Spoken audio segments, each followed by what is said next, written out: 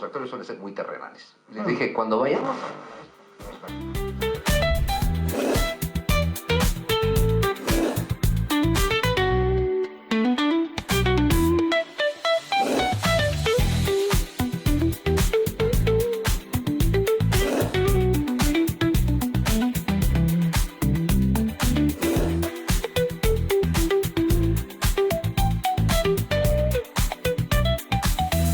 La Razón Radio.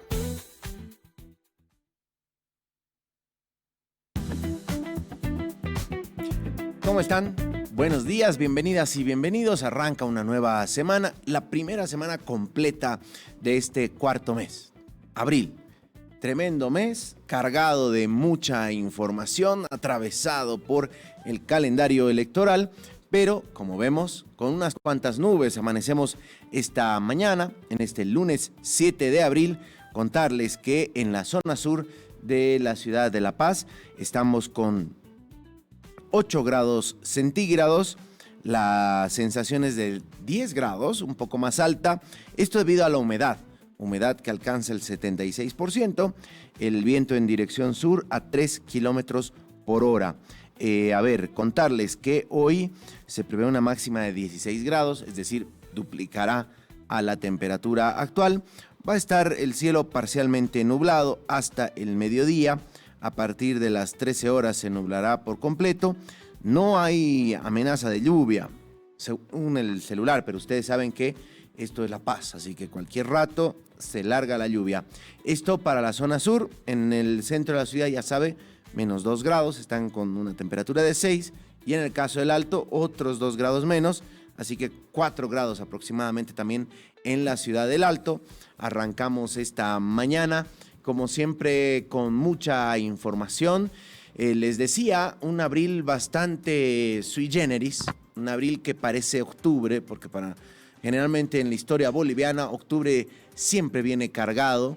En este caso es abril, se adelantó un tanto debido a las elecciones del próximo 17 de agosto.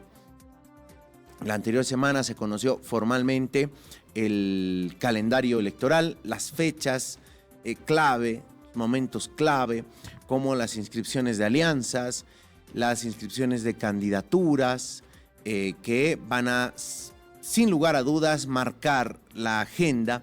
Y claro, todo lo que pasa con los grupos, los bloques de unidad que ya no son tan bloques, que ya no están tan unidos.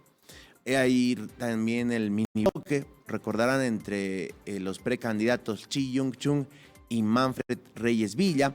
No queda claro todavía, por ejemplo, en ese caso, cómo van a definir la candidatura, porque uno tiene partido político, el otro no. El alcalde de Cochabamba logró su personería jurídica en tiempo récord para justamente participar de estas elecciones presidenciales. No es el mismo caso de su aliado, el doctor Chi Yung-chung, a quien tenemos esta mañana con nosotros y le agradecemos la gentileza. ¿Cómo está, doctor Chung? Diego Montaño lo saluda desde La Razón Radio en La Paz. Buenos días. Muy buenos días, Diego. Gracias por la entrevista y saludo a todo el pueblo boliviano, en especial a todos los paceños. Bueno, doctor Chung, decíamos, usted y el alcalde de Cochabamba han formado un mini bloque de oposición, una alianza que la anunciaron justamente en días pasados. Se habló en primera instancia de una encuesta para definir quién iba a ser el candidato. Posteriormente salieron 2 encuestas, una de Captura Consulting para la Red 1, la otra del empresario Marcelo Claure. En las dos usted tenía cierta ventaja sobre Manfred Reyes Villa. Hubo voceros, aliados suyos, por ejemplo Jaime Solís, que decía, bueno, que se baje Manfred porque Chi está ganando las encuestas. ¿Cómo van a definir quién estará en la papeleta, doctor? En realidad somos mega bloque, no es mini bloque. Mini bloque era Tuto y en realidad Doria, porque ellos son los perdedores. Y nosotros hicimos una encuesta interna en esa fecha y existe una gran demarcación de la diferencia. En realidad, en Santa Cruz, ellos dicen que Tuto y Doria son los ganadores, más bien no alcanzan ni la mitad de mi porcentaje que hicimos la encuesta interna. O sea, ah, cuando lo hicimos una muestra, por lo menos de unos 1.500 muestras que hicimos entre nuestra gente, honestamente, le dimos esa instrucción que no vaya con la polera ni con la gorra. Demostró de que Doria, Tuto, caso de Manfred, de misma manera, todos está a un nivel muy inferior. Caso de Cochabamba, nosotros tenemos empate técnico con Manfred, no es así como él hubiese ganado. O sea, hicimos, en otra palabra, una segunda encuesta interna que hicimos, ¿ya? En ese contexto de que tanto Claure, Red 1 y otros, todos se han manipulado la realidad nacional. Hicimos en el mercado, en la plaza, frente a universidades, ¿no?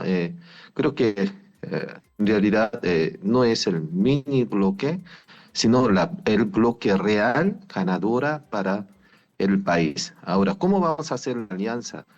Con Manfred estamos hablando de quien gana de presidente, es el que gana un mayor porcentaje, y a continuación el espacio de vicepresidencia le vamos a dejar al quien pierde, y también los escaños, obviamente que tenemos que ir de acuerdo a la estrategia competitiva y que llegan a tener la posición que mejor lo pueda representar, gente sana, gente probo, que tenga visión país, que puedan compartir con nuestra visión. En otra palabra, nosotros con Manfred no tendríamos mucho problema en lo referente a lo que es proyecto del plan de gobierno, porque los dos vamos para esa posición. Él va por autonomía para el federalismo y que quiere instalarlo. Lo nuestro es que ya está instalada la autonomía, no hay necesidad de mencionar la autonomía, sino simplemente el federalismo, que después de los constituyentes, que vamos a dar un plazo de 2 años para que puedan efectuar el federalismo en el país. Entonces, en sí, los dos va por misma ideología capitalista en favor de la inversión privada. Ahora, doctor Chi, la pregunta es, ¿quién va a estar en la papeleta? No hay necesidad de meter a los vecindarios. Nuestra posición es solamente nosotros con Manfred. Y como mencionó usted, de que nosotros estamos en trámite de nuestra sigla AMAR, y desde luego que también existe otra sigla que está integrando con nosotros, pero todavía no lo ratifica. Mire, yo no puedo estar jugando a las siglas. Nosotros tenemos la fe en Dios de que lo vamos a tener la sigla AMAR, y lo demás, como se atrasa demasiado, yo no puedo estar ahí pensando de que vamos a ir con sigla de, ¿no? Pero bienvenido será hasta antes de la fecha de la inscripción. Y ahora, por parte de Manfred, nos representa de que si tiene la sigla, entonces se puede competir como para la presidencia, para momento, y si no tenemos la sigla y que lo inscriba de última fecha, entonces tendrá que postergar eso hasta antes de 17 de mayo. Estamos hablando de la persona, estamos hablando de candidato. Entonces, por un momento, hasta el día 17 es como es asociación, alianza de las siglas, entonces énfasis sería por la sigla misma, pero igual se puede tratar el candidato, en especial el puesto de la presidencia, podría tratar siempre cuando nos deje habilitado como sigla AMAR. Entonces dijimos que 17 de abril sería una fecha límite, lo referente de la alianza y presidente, los dos en una sola, ¿no? Entonces, como si nosotros hubiésemos tenido la sigla en este momento, yo creo que es una manera mucho más libre, podríamos decir en tal fecha nosotros decidimos el candidato presidente. Pero de todas maneras estamos dispuestos hemos hablado bastante claro con Manfred de que es necesario, definamos de una vez quién va a ser el presidente. Y pusimos la definición y le hicimos la conferencia de prensa de que estamos listos. O sea que la fórmula puede ser Manfred Chi, Manfred presidente, Chi vicepresidente, o Chi presidente, Manfred vicepresidente. Cabalmente esa es la pregunta y vicepresidente ya le deja el espacio. Si quiere uno mismo puede participar o también puede poner un delegado, ¿no? Que pueda representar. ¿Y qué va a hacer el doctor Chi? Por esa razón, nosotros tenemos que tener siempre con el espíritu ganador, ¿no?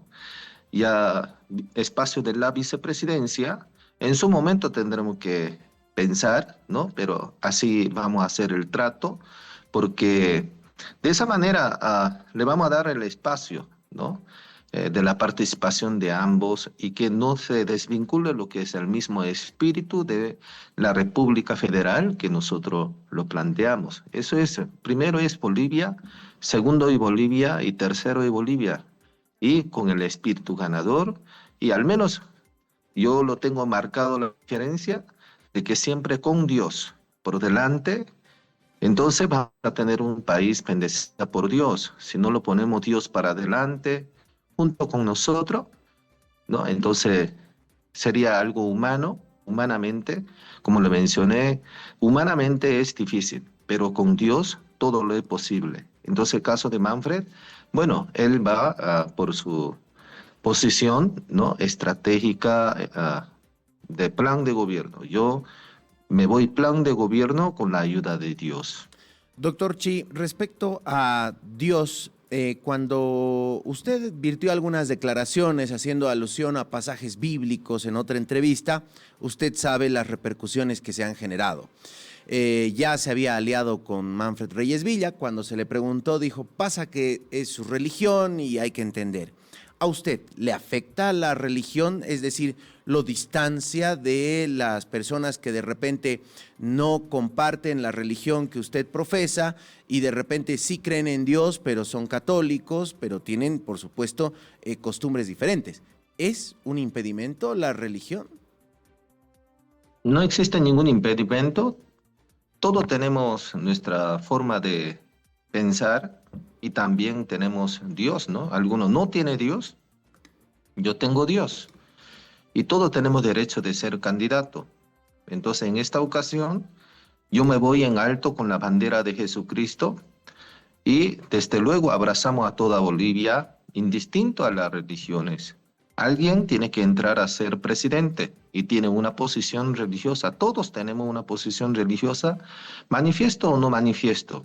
Pero si el periodista le preguntara su religión, yo creo que todo podría responder. Pero mío es bien claro y no me avergüenzo de decir que soy cristiano. Ahora, doctor Chi, supongamos que usted llega a la presidencia, propone ciertas modificaciones. El artículo 4 de la Constitución establece que Bolivia es un país laico. ¿Usted mantendría eso? ¿Modificaría?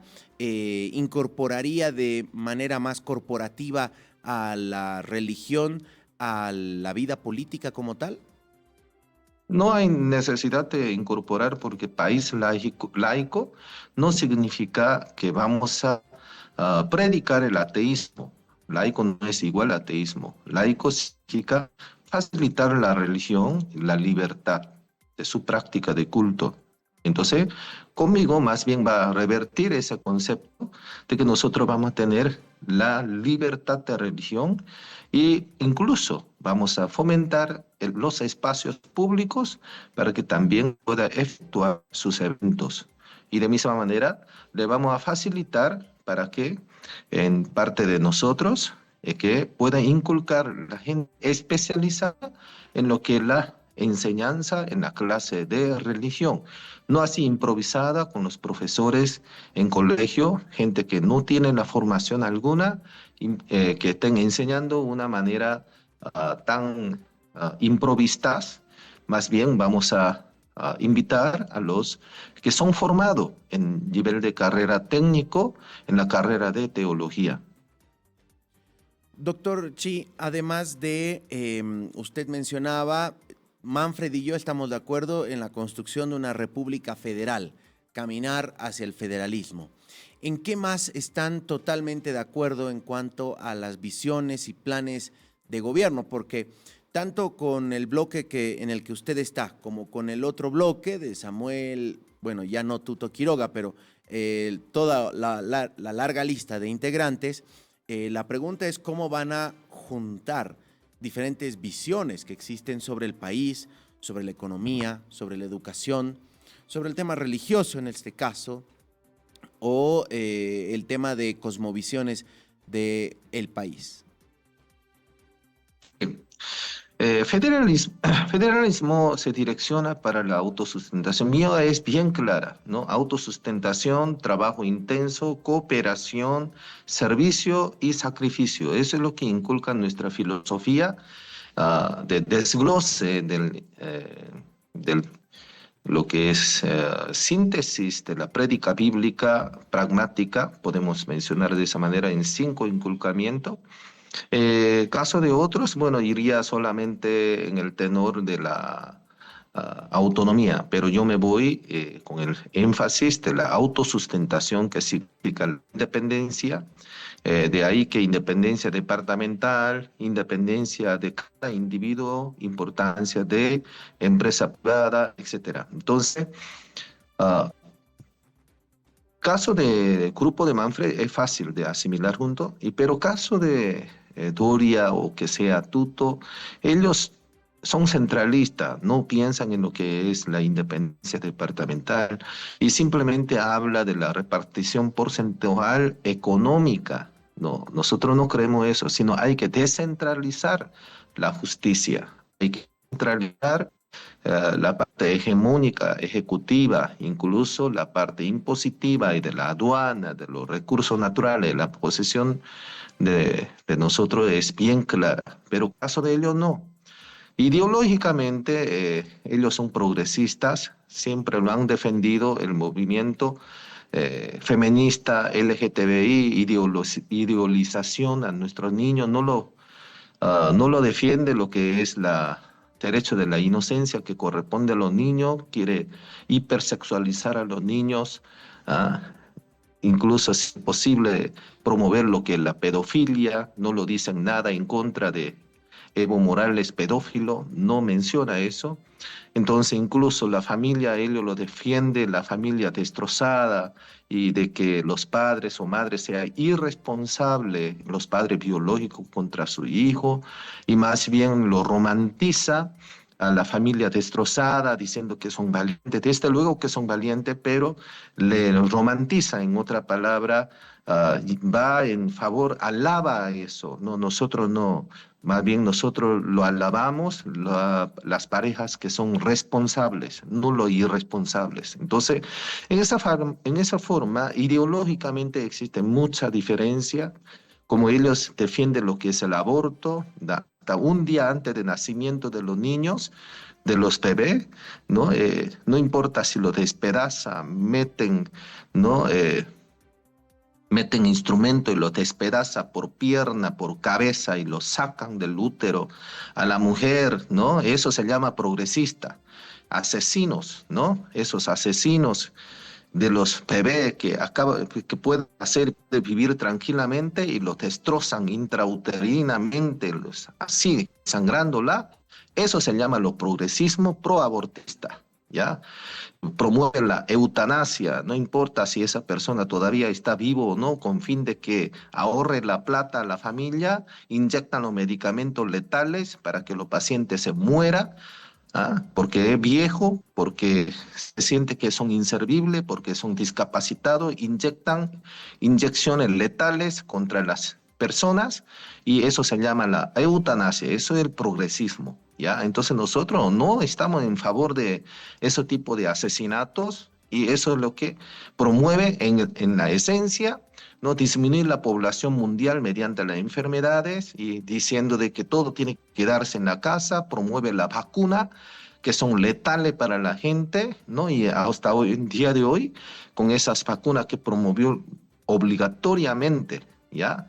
En tiempo de COVID, esos son. Eso se llama lo que están de a mano con Organización Mundial de la Salud, promover quédate en casa, quitar la libertad de la persona, así como lo ha promovido el gobierno de Áñez y otros, que igualmente con este gobierno de Arce, a toda aquella persona que iba a conseguir el pan de cada día, a esos pobres taxistas se metían en la cárcel, y peor de todo, para recoger eso tenían que pagar un montón de dinero y con puras extorsiones. Eso se llama el progresismo, socialismo. Nosotros no compartimos con eso.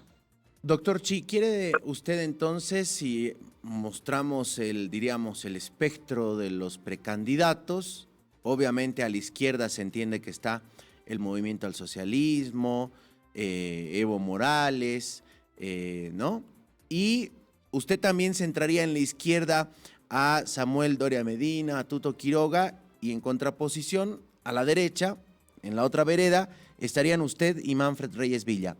¿Es así? ¿Se califica de derecha, centroderecha o dónde se ubicaría usted y su alianza? Nosotros somos derecha, Manfred también es de derecha, pero solo que ellos aparecen recién cuando es tiempo electoral. Pero yo estuve luchando en todo canales de televisión, yo iba y decía de que esa vacuna no servía para nada, y es letal, eso es asesinato, le dije, y que tampoco necesitaba usarlo barbijo. Le dije que quitar la libertad de trabajo a la gente que tenía que transitar libremente, entonces tampoco, ¿no?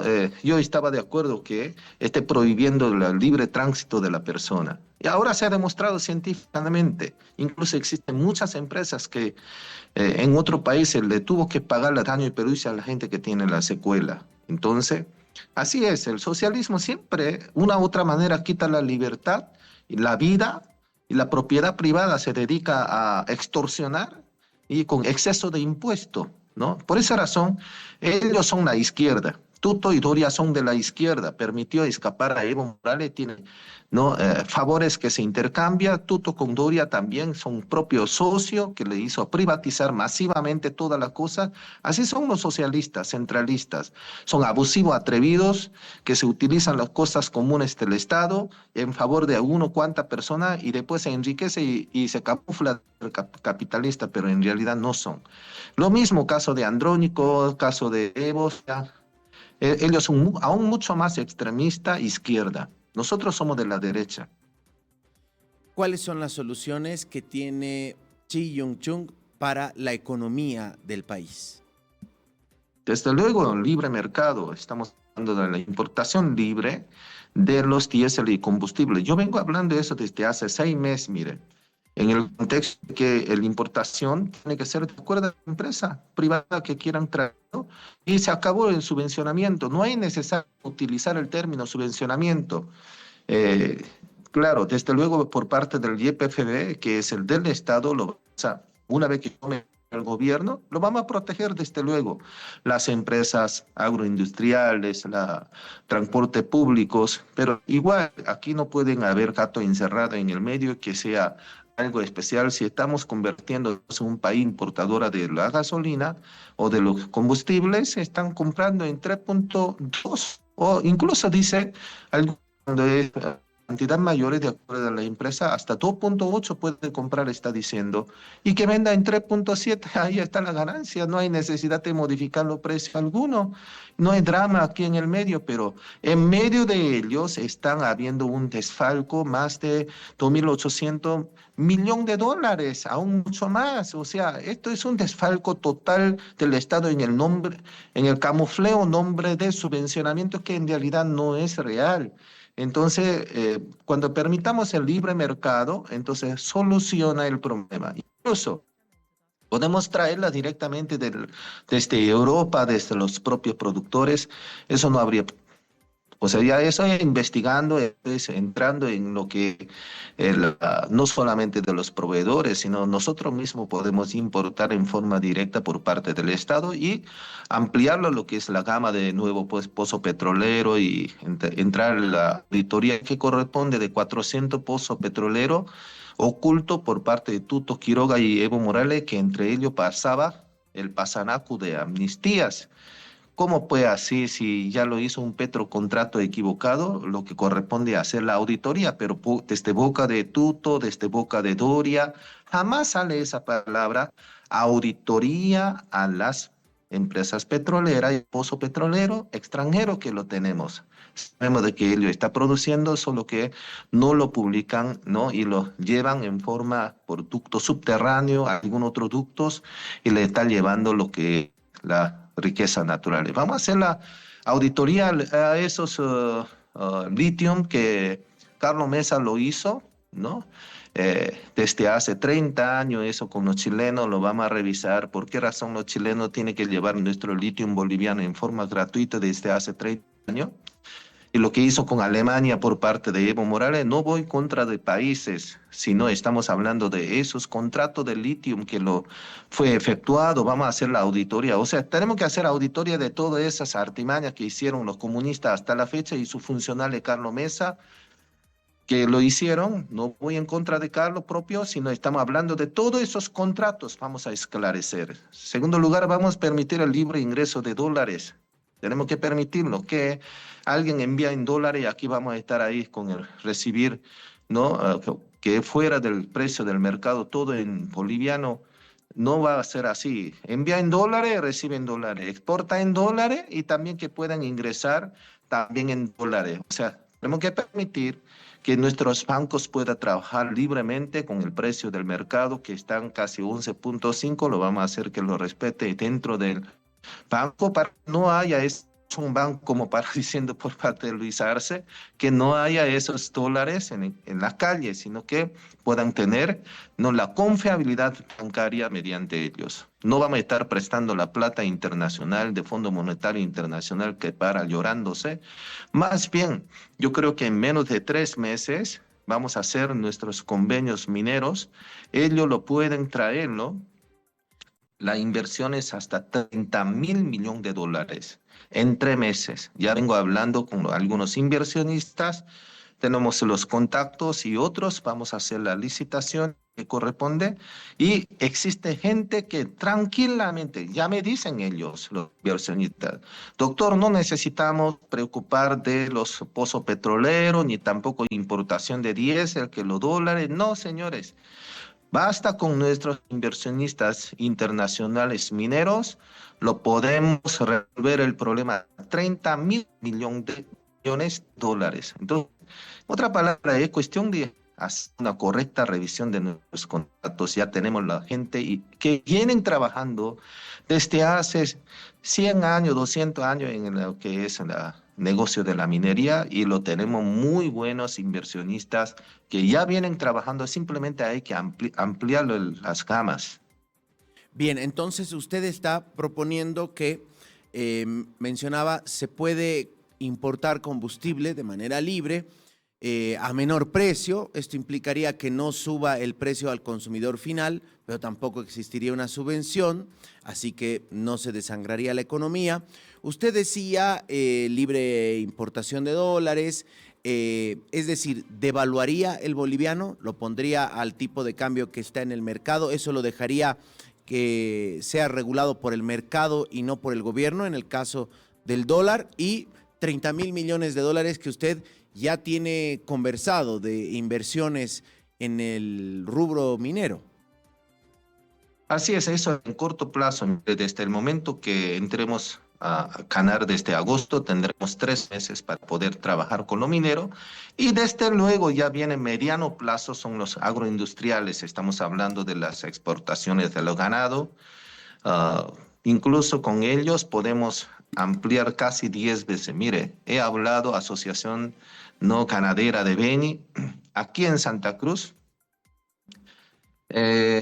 son bien celosos, ya está politizado, pero ya lo sabemos, la información, eso no es secreto, ¿no? Entonces, lo sabemos, o sea, la asociación está politizada, está en favor de Tuto, o sea, no puede ser que esas asociaciones estén en favor de un partido político y que no me dejen ni ingresar a su puerta. Mira, esa gente, clanes, de las logias va a desaparecer una vez que entremos nosotros. Ya no estamos hablando de toda la agrupación, estamos hablando de esos directivas que ingresa con fin de politizar lo que debería ser independiente, debería ser abierto para todos los candidatos. No, pero es solamente para un candidato, dice, ¿no? Entonces, esos son los antipatriotas, son sinvergüenzas que quieren manipular, ¿no? Pero lo importante es eso, que podemos multiplicar por 10 nuestra exportación ganadera y tranquilamente eso puede ampliarlo, ¿no? Mucho más, o sea, si estamos hablando de 3.500, imagínense, puede convertirse en 35.000 millones de dólares. O sea, nuestro país tenemos un potencial gigantesca, mucha posibilidad de exportación en mercado asiático.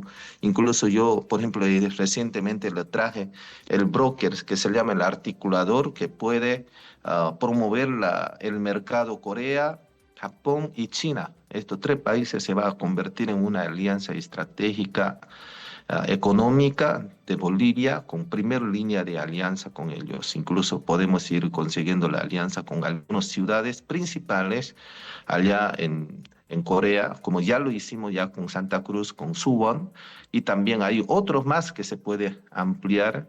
Y lastimosamente nuestros empresarios, algunos empresarios aquí en Santa Cruz, me ha impedido, ni siquiera me dejó para poder ir a saludar. Mire, esos son gente que literalmente antipatriotas, que le convirtió como si fuera su propia cocina ahí, como si fuera su cocina, su propia olla de ellos, lo que es todo el interés del departamento. Me parece que está muy mal, lo vamos a esclarecer, todo ese grupo de la logia para que arrepienta de corazón, para que realmente piense en el país y que no estén ahí pensando en sus intereses particulares. Doctor Chi, ¿con quién le pasó eso? ¿Le pasó con alguna autoridad o con empresarios? Mejor no lo digo yo específicamente, ya, pero existen esa gente, gracias a esa gente que no progresa el departamento por si acaso, ya, pero existe mucha gente que está muy direccionado con Tuto. Qué lástima. Tuto, aparte de ser traicionero, entre ellos yo lo mencioné, contra Carlos Mesa, anda jugando con sigla del vecino, y ahora ya traiciona a Doria. Es una persona que falta mucha seriedad, ¿no? Así no se puede dar la confiabilidad internacional para que los empresarios vengan a invertir en el país. Uno tiene que saber mantener la palabra, ¿no? Y demostrar la seriedad, ¿no? Eso me parece muy mal por parte de Tuto. Doctor Chi, así cortito, tipo de cambio, ¿cómo va a ser en su gobierno? Pretendemos de que una vez que entre el federalismo, le vamos a permitir de que cada departamento decida su propio tipo de cambio. Existe departamento que va a haber muchísima exportación. Por ejemplo, Beni, creemos en caso de Santa Cruz también, tiene. O sea, cada departamento tiene su potencial agroindustrial. Por ejemplo, acá se puede direccionar de esta manera. Caso de Pando, lo vamos a trabajar intensamente sector agropecuaria y también descubrir los pozos petroleros y también otros sectores como Oruro, Potosí, Ciudad de Alto, La Paz. Los que no son muy estratégicos lo vamos a convertir en zona franca y otros lo vamos a convertir en minera estratégica, ¿no? Incluso Tarija y otros son petroleras, literalmente ellos, ¿no? Y cultivación de uva y otros, ¿no? Papas y otros granos, lo podemos proyectarnos. Entonces, de acuerdo a la estrategia puede variar el precio de dólares, de acuerdo al precio del mercado se incorpora lo que es en el precio en cada banco departamental. Entonces, no podemos nosotros, en día de hoy ya está diferente. Tipo de cambio en Mercado Libre acá en Santa Cruz no es lo mismo que en Ciudad de Alto, ¿no? De acuerdo a la oferta y demanda varía. Entonces lo que queremos es hacer hablarlo y de que dólares se deposite bajo esa confiabilidad variable en el mismo banco departamental, no así centralizado de que en el precio del mercado y el banco marca una suma diferencia y que el dólar nuevamente quedaría en la calle. Ahora, doctor Chi, cuando usted menciona la propuesta federal, ¿implica una modificación de la Constitución o cómo lo harían?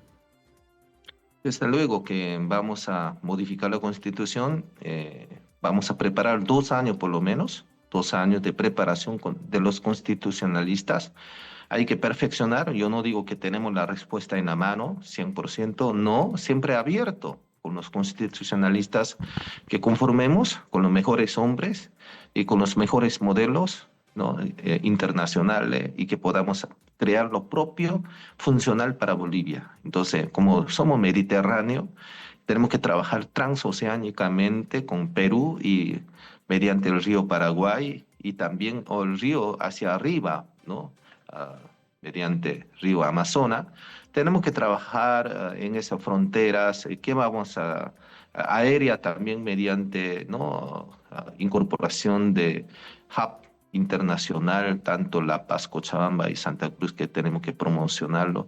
Entonces, de ahí que el federalismo, por ejemplo, el caso de Cochabamba, va a convertir en un centro de transporte, ¿no? Y de tránsito en Cono Sur y de investigación científica, y que puedan traerlos, ¿no? Todas esas industrias coreanas, y también a las fronterizas zonas, como decir, frente a Cuayaramerín, a esos lugares, ¿no? Que son estratégicos, que son Yacuiba, ¿no? Que son Ciudad de Alto, en las fronterizas ciudades, Apolo.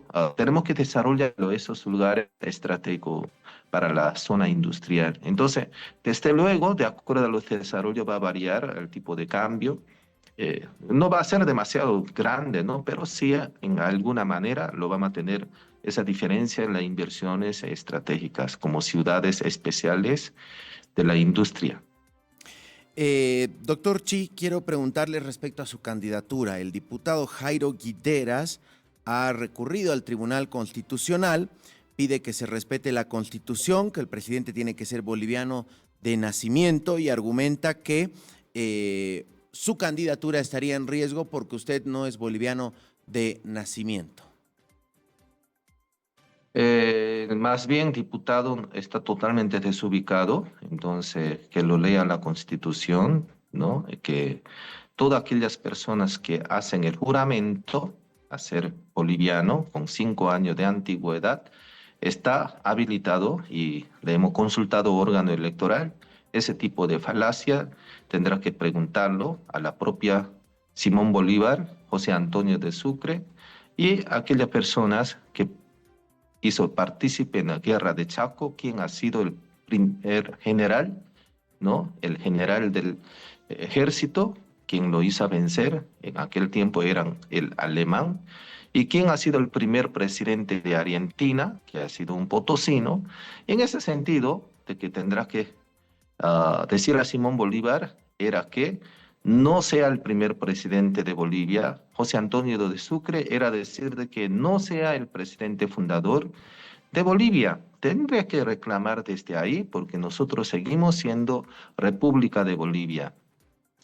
Y por otro lado, yo tengo ya de mis 12 años de niñez, ya está diciendo a un niño que vino acá a Bolivia a estudiar en español el himno nacional, estudiar nuestra historia boliviana, a tener su propia inversión acá, a tener la iglesia. Tengo mis hijos que nació acá, tengo mis inversiones.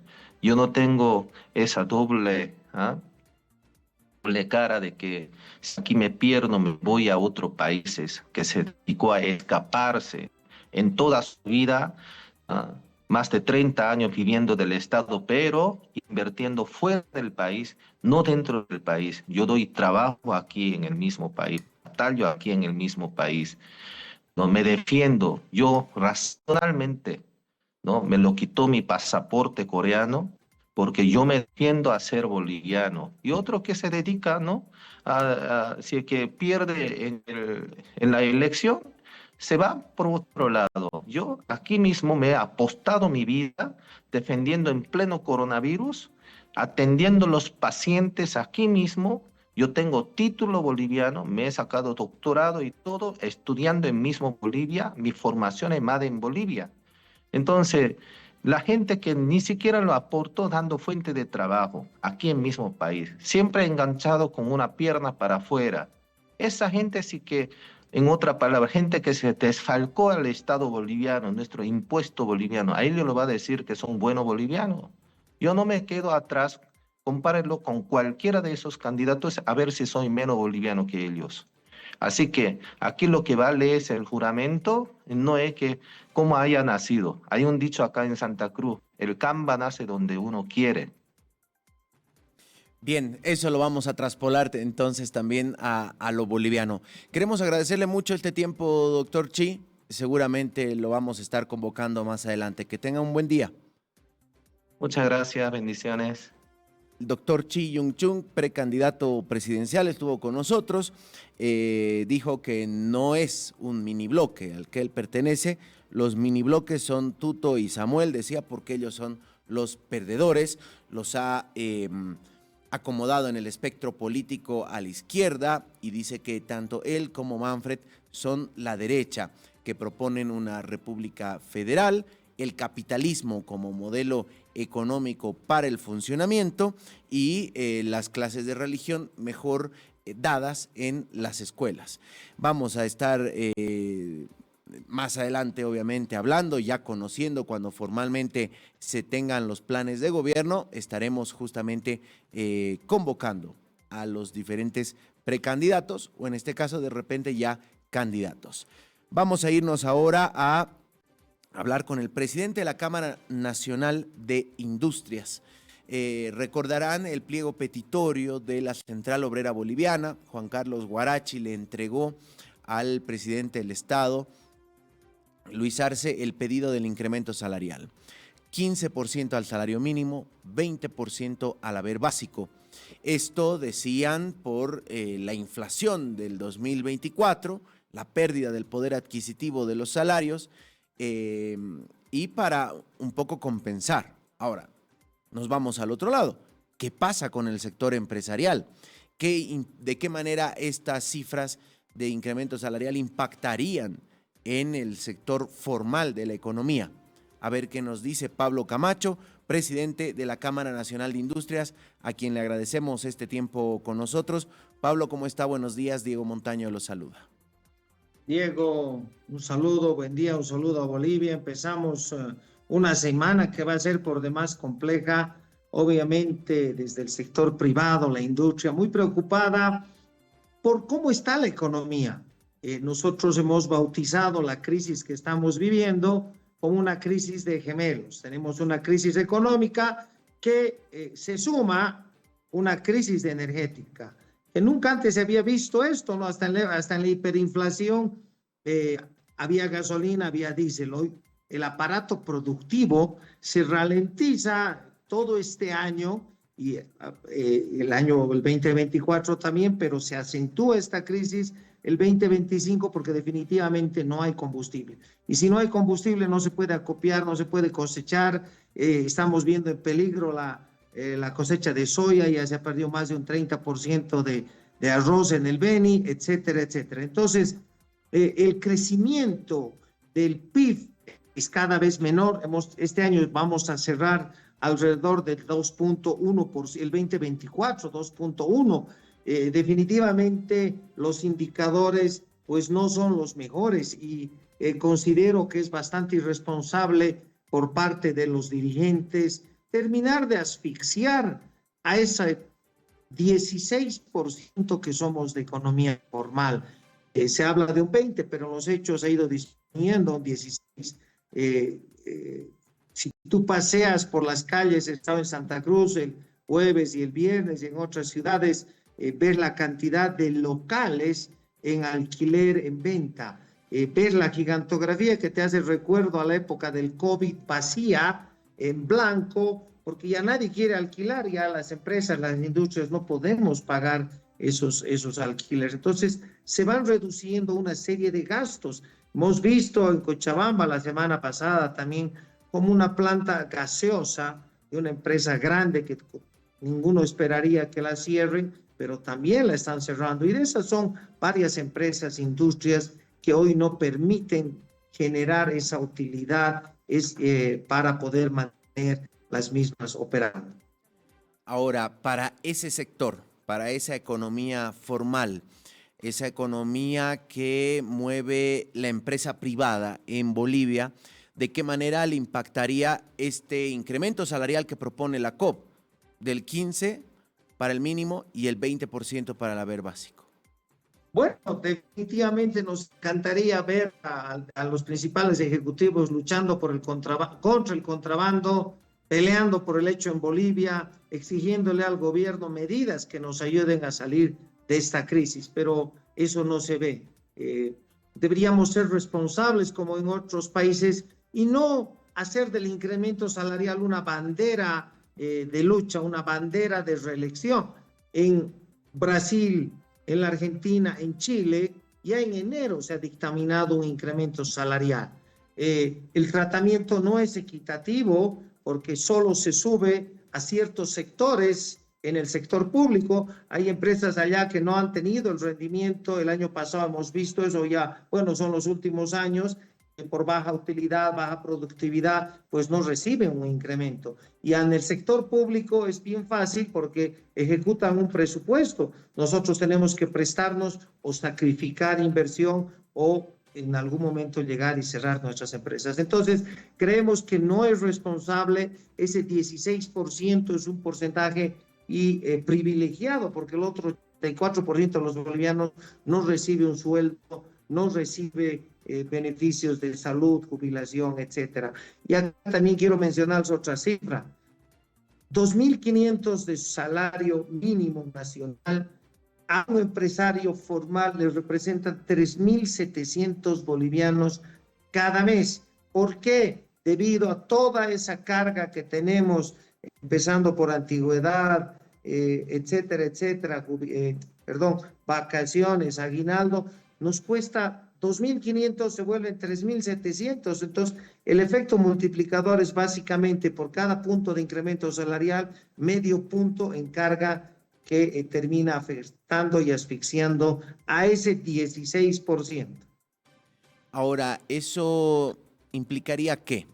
Por ejemplo, precarización laboral, despidos, cierre de industrias, si se llegaran a estas cifras de incremento salarial, porque usted decía por cada punto formal es medio en cuanto a la carga, a los otros tipos de pagos que se tienen que hacer. Es decir, que si llegamos a un 20% de incremento salarial, para la empresa significa 30% por este otro medio punto. ¿Qué implicaría?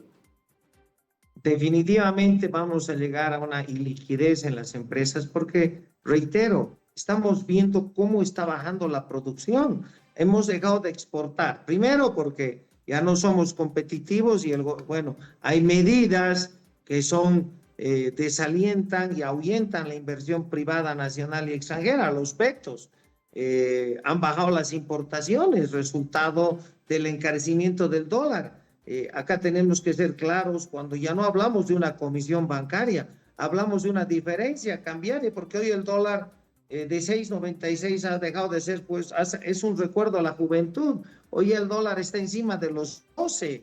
Entonces, los costos también sufren. No hay forma de que en nuestra estructura de costos podamos absorber un dólar de 6.96 a 12. El combustible que costaba 3.72 lo hemos estado comprando en 8, 9, 10, incluso en el mercado negro. Ahí se distorsiona las subvenciones. Entonces, definitivamente, respondiendo muy claramente a tu pregunta, esto va a representar, sin lugar a dudas, no solo el cierre de industrias, de empresas, de emprendimientos, de restaurantes, etcétera, etcétera.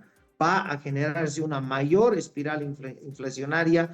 Hoy la coyuntura exige otro tipo de medidas. Hoy deberíamos estar trabajando en la productividad, en generar más empresa privada. Ya el mismo presidente en enero dijo que el modelo tiene que complementarse de acuerdo con una amplia y activa participación del sector privado. Si no llegan capitales frescos, si no se nos deja exportar, si no implementamos medidas de tecnología en el agro, cambiar a a semillas, a la biotecnología, pues el escenario para Bolivia se pone por demás complejo. Ahora, después de que dieran a conocer la postura respecto al incremento salarial, ¿han recibido alguna invitación por parte del gobierno, alguna llamada de alguna autoridad que les diga, bueno, estamos sentados con la Central Obrera Boliviana, que se arrancó la anterior semana, para discutir este tema, queremos escuchar la postura formalmente con ustedes? ¿Hubo algo de eso? ¿Habrá? Bueno, Diego, la verdad es que el escenario es complejo. Eh, ¿Vale la pena ser parte de la fotografía del incremento salarial? ¿No será un escenario en el cual ya se está trabajando un incremento salarial y que solo iríamos a validar el incremento? De verdad, nos preocupa, cierto, jueves salió el dirigente de la COP indicando que sería interesante dialogar. ¿No será más bien validar, en lugar de dialogar, validar con el sector privado ese incremento? Entonces, les pedimos que actúen responsablemente. Esto va a generar inflación y no es amenaza, ya la estamos viendo. Tú y yo sabemos, y los 11.5 millones de bolivianos, cuando vas al mercado, no está pues en 1.6, 1.8 el incremento en los precios. Han subido muchísimo más y he explicado hace pocos minutos. Entonces, más que coordinar, estudiar, para nosotros va a ser validar. Lo hemos estado conversando con muchas cámaras, dentro de la Cámara de Industrias. Reitero, el fin de semana hemos estado, la semana pasada, perdón, con CAO, con FEAGRO, agricultores, ganaderos, entre otros, viendo esta situación, y sí nos preocupa esa reunión, que va a ser un acto de validación más que de reflexión. Si se llega a implementar el incremento salarial, ¿cuál va a ser la respuesta de los sectores empresariales? Bueno, Diego, nosotros hemos advertido que no se han tomado las medidas necesarias en la economía para darle otra dinámica, y cometemos errores tan básicos como es el de vetar las exportaciones. No hay combustible, el dólar es escaso, hemos visto en general, todos los sectores han subido precios. Obviamente, reitero, va a haber una inflación, no nos va a quedar otra que cumplir con las disposiciones estatales. El empresario privado siempre ha cumplido con la normativa, pero ya las consecuencias, bueno, tendrán que asumirlas cuando toman decisiones ideológicas y no económicas. Usted decía, este tipo de decisiones lo que buscan es la reelección. ¿Cree que están jugando desde el gobierno o calculando que este sería un baño de popularidad o un incremento salarial en algún porcentaje de repente cercano o punto medio de lo propuesto por la COP? Yo creo que acá es un tema más político que económico. Yo creo que también puede ser que la dirigencia quiera reelegirse, esté buscando unos puntos extras en ese pequeño 16% que hoy representan, ¿no? Y no nos olvidemos que además dentro de ese 16, casi un 5% de la economía formal es el sector público. Entonces estamos hablando de un 10 o 11% de empresa privada.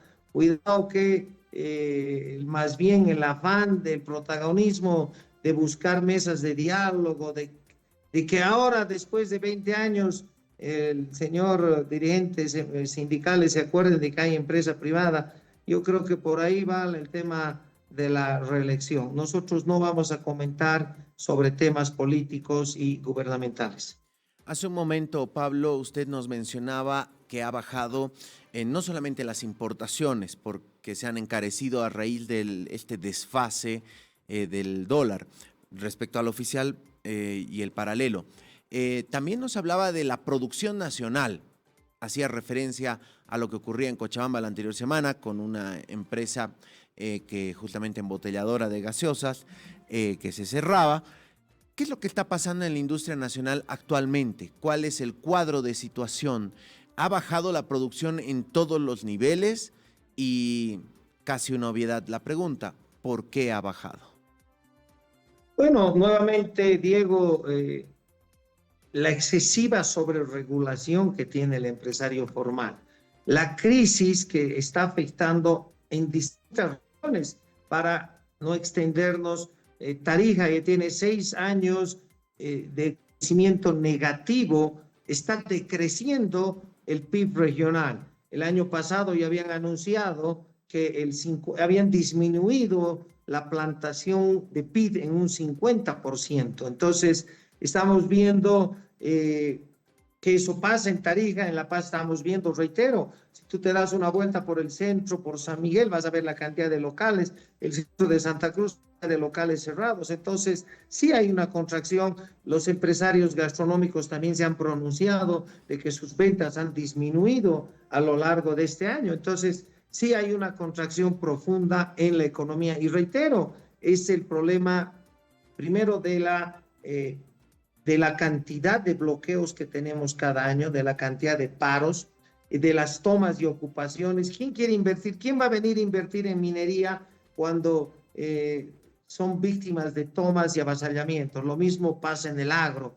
Entonces son varios factores que están minando, ahuyentando la inversión privada, y eso se suma que por mala decisión un exministro de Desarrollo Productivo va y veta soya, aceite y hoy carne. Entonces eso sí nos tiene que preocupar, y si hoy no se toman decisiones, y acá los precandidatos y bueno, sobre todo la asamblea, el gobierno deberían ser los primeros en presionar para que se apruebe una nueva ley de inversiones, una para minería, para hidrocarburos, para el litio, para electricidad. Si no tenemos esa norma, Diego, no van a llegar inversiones a Bolivia. Y aquí les doy un dato: la inversión extranjera en Perú, en Chile, está alrededor de los 10.000 millones de dólares. Bolivia recibió el año pasado 300 millones de dólares. Y no es que sea inversión fresca, Diego, es básicamente reposición de equipos, maquinaria, etcétera. No estamos recibiendo inversión. Alguien decía, hemos descuidado de las empresas nacionalizadas. Pero claro, no habrá sido el primer error nacionalizar, Diego. Creo que si no se nacionalizaba, y bueno, el momento fue ver esa cantidad enorme de recursos que generaban. Claro que generaban una cantidad enorme, pero también dentro de esa cantidad, Diego, un porcentaje enorme y significativo iba pues a reinversión, tenía que hacerse exploración, explotación, etcétera. La industria hidrocarburífera es millonaria, 600, 800 millones de dólares se pierden en un abrir y cerrar de ojos en la perforación de un pozo que no da las reservas o el volumen esperado. Esa es la inversión que tenemos nosotros al año. Mayaya va a requerir casi 5.000 millones de dólares, Diego. Supuestamente tenemos 50 en el banco, nos faltan 4.950 millones. ¿Cómo vamos a poder sacar? Los estudios indican que es una de las 10 reservas más importantes del mundo. Magnífico. ¿De dónde conseguimos los 5.000 millones de dólares? Tenemos BOA, le hemos pedido al gobierno, le hemos implorado, abran los cielos. BOA cumplió su objetivo, pero hoy Bolivia necesita interconectarse. Acuérdate cuánto costaban los pasajes hace 1 año y medio, 2. Ibas a Santa Cruz y de vuelta por 800.000 bolivianos. A Tarija hoy te cuesta 1.600, 2.000. Santa Cruz está en lo mismo. No tenemos aviones de carga, dependemos de 12 empresas estatales. Esa es la Bolivia que tenemos. Y aquí te doy otro dato, Diego. De traer solo el 30% de turistas que llegan al Perú, estaríamos hablando de casi 1.200 millones de dólares. Ese es reactivar de norte a sur, de este a oeste, la hotelería, la gastronomía, el transporte. ¿Por qué industria promociona el turismo, la economía naranja? Porque eso nos va a reactivar a nosotros, nuestra industria metal mecánica, alimentos, bebidas, etcétera, van a entrar en una dinámica. Imagínate traer 750.000 turistas. Reitero, el hotel de 10 pesos al hotel de, no sé, del costo que sea en dólares, pues van a llenar sus espacios. Pero si no salimos con medidas de shock, medidas de golpe, no vamos a hacer. BOA no despega porque no tiene dólares, no puede hacer más leasing y peor comprar. Yo no lo he conocido al anterior gerente, tampoco lo conozco al actual, pero han hecho lo que han podido con los escasos recursos que tienen en dólares. Supuestamente BOA tiene 38 millones de dólares en el banco, pero que hoy son bolivianos. Eso no le va a aceptar la compañía de leasing. Entonces, hay que tomar decisiones y en la medida que estas decisiones se las tome de manera tardía, más alto el costo para la economía y para esos 11.5 millones de bolivianos. Pablo, queremos agradecerle mucho este tiempo con nosotros. Vamos a estar atentos a las decisiones que vayan a asumir desde el sector empresarial también en esta semana decisiva. Como usted mencionaba, es un mes bastante cargado, son muchos temas atravesados por el calendario electoral, así que todo eso va deformando lo que ocurre en el día a día. Queremos agradecerle mucho, Pablo, que tenga buen día. Muchísimas gracias, Diego, gracias por el espacio y la reflexión final es, pensemos en Bolivia, pensemos en 11.5 millones de bolivianos que queremos un mejor futuro. La Bolivia que hoy tenemos no es la Bolivia que queremos. Vayamos construyendo esa Bolivia para nuestros hijos, para nuestros nietos. Muchas gracias y que ojalá la madurez política y económica prevalezca en esta semana. Muchas gracias. A usted las gracias. Estuvo con nosotros Pablo Camacho, presidente de la Cámara Nacional de Industrias, hablando del incremento salarial, poco datos económicos, y decía, quisiera verlos a los dirigentes justamente de los trabajadores de la Central Obrera Boliviana luchando por el hecho en Bolivia, ¿no? Decía, esto sería un aporte bastante importante para la empresa nacional.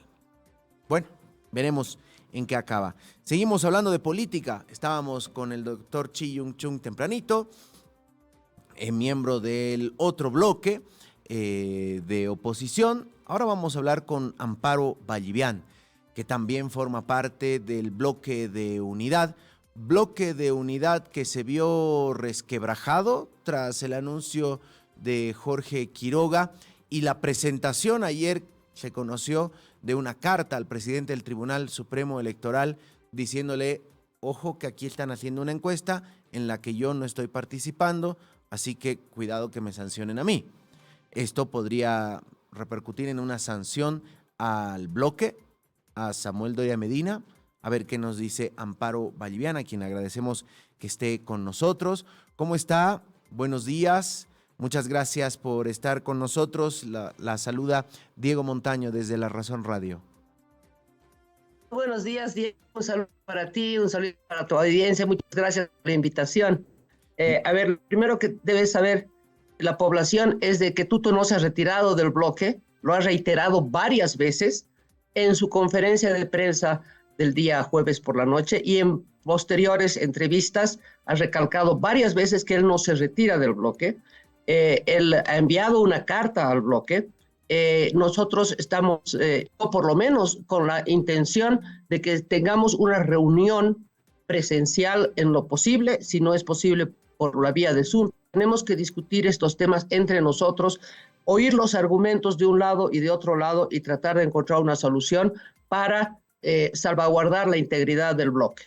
Ahora, eso hubiera sido ideal, como usted menciona, antes de salir a la palestra, a los medios, prácticamente a las conferencias de prensa y ya a los dardos de los entornos de cada uno de estos precandidatos que ya empezaron a decir, bueno, es que a Tuto le incomodaron las encuestas, es que Tuto no quiso, o Samuel y su equipo filtraron información que no debían.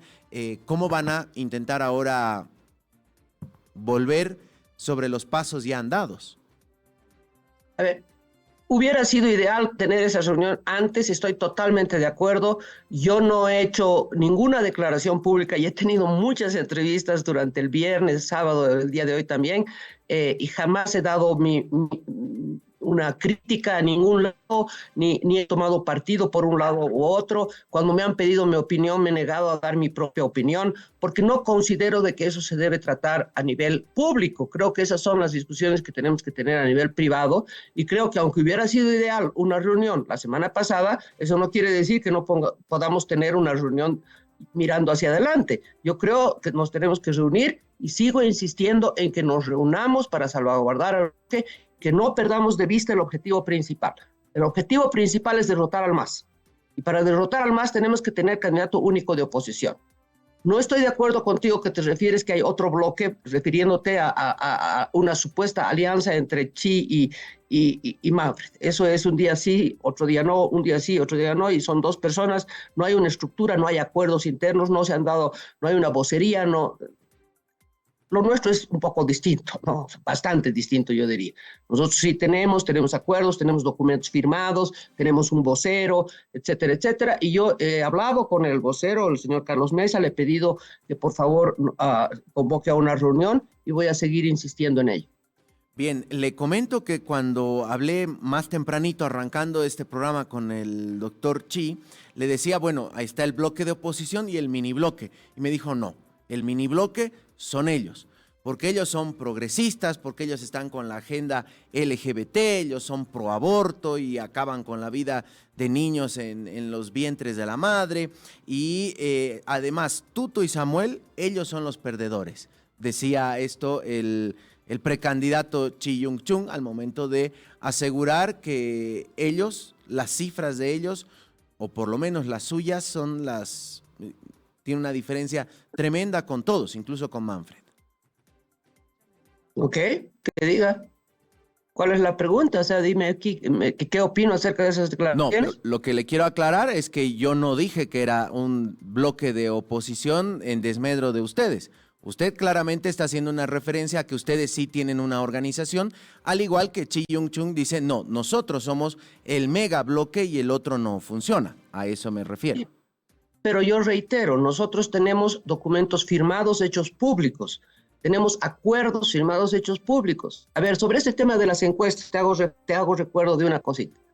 El día 25 de marzo, nuestro vocero anunció los acuerdos que habíamos llegado respecto a las encuestas. Esos acuerdos siguen vigentes a día de hoy. Si algún miembro del bloque, Tuto o cualquier otro, dice, las circunstancias han cambiado desde el 24 de marzo que acordamos esto, al día de hoy, entonces creo que tenemos que revisar el acuerdo. Perfecto. Nos reunimos y revisamos el acuerdo. Pero nosotros tenemos documentos firmados, tenemos acuerdos hechos públicos, tenemos un vocero, etcétera, ¿no? Es bastante distinto que esta alianza entre Chi y Manfred.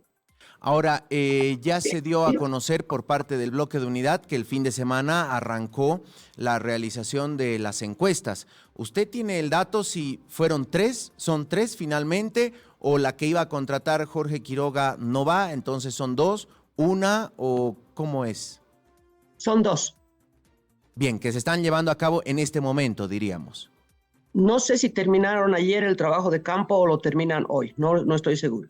Bien, la fecha se mantiene al 10 de abril para dar a conocer al precandidato que iría a la papeleta. Esa es la fecha objetiva, sí. O sea, si Dios quiere, si no hay algún obstáculo en el camino, la fecha objetivo es que los resultados se den a conocer el 10 de abril y es por eso que la reunión de emergencia que se convocó la semana pasada era muy importante y no podía ser postergada porque para tener los resultados el 10 de abril, las encuestadoras cuando mucho tienen que empezar el trabajo de campo el 5 de abril, ¿no? Y para que empiece el trabajo de campo el 5 de abril tienen que tener los contratos ya firmados un par de días antes, ¿no? Entonces, de ahí era la premura, digamos. Ahora, este ánimo del diálogo que usted propone de sentarse de manera presencial o vía Zoom, por último, si están las agendas complicadas, ¿ha prosperado? Hasta el momento no, pero yo voy a seguir insistiendo porque no veo otro camino para tener el candidato único de la oposición en este momento. ¿Cómo ha recibido esta nota que ayer se conoció, que presentó Jorge Quiroga al presidente del Tribunal Supremo Electoral respecto a despegándose de las encuestas para evitar sanciones? Ahí está la carta. Sí, la he visto. Tuto Quiroga está en todo su derecho de enviar esa carta. Yo no voy a expresar ninguna opinión ni a favor ni en contra. Es su derecho y para mí no me causa ni rechazo, ni aceptación, ni nada. Es una carta que envía uno de los precandidatos al presidente del tribunal. Yo también puedo hacer una carta y enviar una carta al presidente del tribunal. No tengo motivos para hacerlo, pero si él cree que sí tiene motivos, está perfectamente en su derecho. Ahora, cuando se hablaba dentro del bloque, y claro, esto ya se conocía hace bastante tiempo respecto a los plazos, a el método que iba a ser vía encuestas, ¿se había hablado en algún momento, o desde el equipo del expresidente Quiroga decían, ojo que hay que hacer antes de que salga el calendario electoral, y decidieron dilatar por algún motivo, o cómo eran en las reuniones? A ver, esta posibilidad de que hubieran sanciones del TSE sí se discutió antes del acuerdo que llegamos a fines de agosto. Y es justamente por ese motivo, teniendo en cuenta las restricciones de la ley 026, que decidimos no hacer público los resultados de las encuestas. Si tú te fijas con detenimiento lo que hemos anunciado públicamente antes de la declaración de Tuto, es no vamos a difundir el resultado de las encuestas, solamente vamos a anunciar el ganador, el que ha salido candidato único de la oposición en representación del bloque. Entonces, esa decisión fue tomada justamente porque ya habíamos leído con detenimiento las restricciones del TSE que dicen que no se pueden difundir estas encuestas. Sí, es justamente el artículo 113 de la ley electoral. Esto, entonces, ¿cómo lo interpreta? ¿Por qué el expresidente Jorge Quiroga decide, diríamos, no correr en las encuestas si hay esa salvedad que dice el artículo en la parte final? Dice, siempre y cuando los estudios de opinión son permitidos, siempre y cuando los resultados no sean difundidos. En este caso no se difundiría los resultados a detalle, simplemente quién ganó, el promedio. ¿Usted cree que es una coartada? Esta pregunta se la hacía nuestro colega también al equipo de Samuel Doria Medina y decía sí, y Vicente Cuellar decía sí, sin lugar a dudas es una coartada. ¿Qué piensa Amparo Vallivian? Yo no voy a responder esa pregunta, perdóname, Diego, como te he dicho hace un momento, yo no voy a estar entrando en discusiones sobre que el fulanito tiene razón, el perenganito no tiene razón, no voy a decir mi propia opinión, que la tengo en público, porque creo que todo eso daña al proceso del bloque, divide al bloque, y yo no voy a hacer absolutamente nada para dividir al bloque, estoy extenuando esfuerzos para hacer exactamente lo contrario.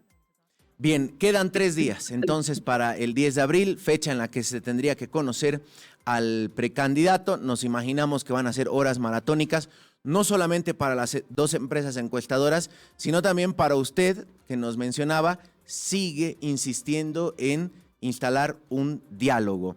¿Espera estas horas tener alguna respuesta? ¿Va a tener alguna reunión de repente con parte del equipo del expresidente Quiroga para intentar empezar a tender los puentes? Yo no tengo programada ninguna reunión, pero te quiero decir de que yo estoy en contacto cotidiano y a veces varias veces al día con los equipos tanto de Tuto como de Samuel.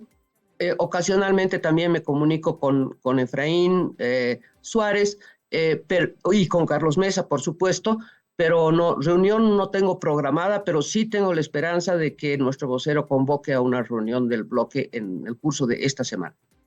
Bien, señora Vallivian, queremos agradecerle mucho este tiempo con nosotros. Precandidata del bloque de Unidad también, porque no solamente son Samuel Doria Medina y Jorge Quiroga, sino también Amparo Vallivian los que han definido ir a esta carrera a través de las encuestas. Queremos agradecerle mucho, vamos a estar atentos a ver si tiene resultado su trabajo de sentarse a la mesa del diálogo. Muchas gracias, Diego. Un saludo para ti. Que tengan buen día. Gracias. Un abrazo. Igualmente, Amparo Vallivian, precandidata a la presidencia por el bloque de Unidad. Bloque que nos decía Amparo al arrancar, Tuto no se ha retirado del bloque. Esto él lo dijo en la conferencia. Después de la conferencia menciona que ella viene trabajando, hablando con todos los equipos, incluyendo el vocero que es Carlos Mesa, casi como el garante, diríamos, de este bloque de Unidad, y le pide, sentémonos a una reunión, que sea presencial, a una reunión privada en la que se puedan dilucidar algunas dudas. Tiene su opinión, dice, respecto a lo que está ocurriendo, pero no quiere hacerla pública. y hasta el 10 de abril se confirma que se conocería al o la candidata del bloque de oposición. Resultado de las encuestas que se están llevando a cabo. Tenían que ser 3 a un principio, finalmente son 2, nos comentaba Amparo Vallivian, y bueno, los resultados los conoceremos en 3 días. ¿Quién será el o la candidata a la presidencia del bloque de unidad? Es sin lugar a dudas un mes bastante picante, va a estar muy movido en el ámbito político, también en el económico que hablábamos con Pablo Camacho respecto al incremento salarial. Así que tendremos de todo. Como siempre, tenemos también nuestra tapa, el e-paper. A ver, vamos a revisar cómo arranca esta semana, la primera semana formalmente completa de abril. A ver. Ahí está, Quiroga advierte al TCE, encuesta es ilegal y de Samuel, dice. En carta a Hassen Teufel, el precandidato del bloque de unidad cuestionó el estudio, pidió al TCE ordenar al empresario la entrega de los contratos y verificar su firma. En la subapertura, la inflación acumulada del país se acelera y 5% a marzo es la más alta de los últimos 40 años. En la parte superior, Manfred critica total división del bloque de unidad. Vamos a las llamaditas. Andrónico es proclamado candidato en Potosí. Acusado, Bolsonaro lidera una marcha. Ahí atrás con la bandera de Estados Unidos, miren esa fotito. Sin blindaje, las elecciones corren un serio riesgo. Recogen en Cochabamba 12,000 toneladas de basura en vías. Recordemos que se suspendió el día del peatón. Fueron 15 días en total de bloqueo al ingreso del botadero. Y bueno, 12,000 toneladas generadas. Finalmente, tras firmar un acuerdo, ya empezó el recojo de la basura. ANH provee más de 104% de diésel y gasolina. Y en la fotografía principal, la primera del Tigre, The Strongest, sometió 2-0 a Nacional Potosí en el Siles. Ahí está, ya arrancó la liga, así que con eso tendremos bastante información que será ampliada a las 12 del mediodía con el equipo de Marcas. A las 11 viene el Piedra, Papel y Tinta. Estos 2 programas también salen por la señal de Palenque TV. Que tengan un excelente resto de jornada. Nos vemos más tarde en el Piedra, Papel y Tinta y en La Razón Radio mañana tempranito. Chao, buen día.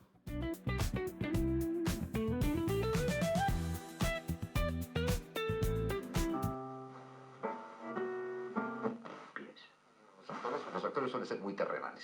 Les dije, cuando vayamos...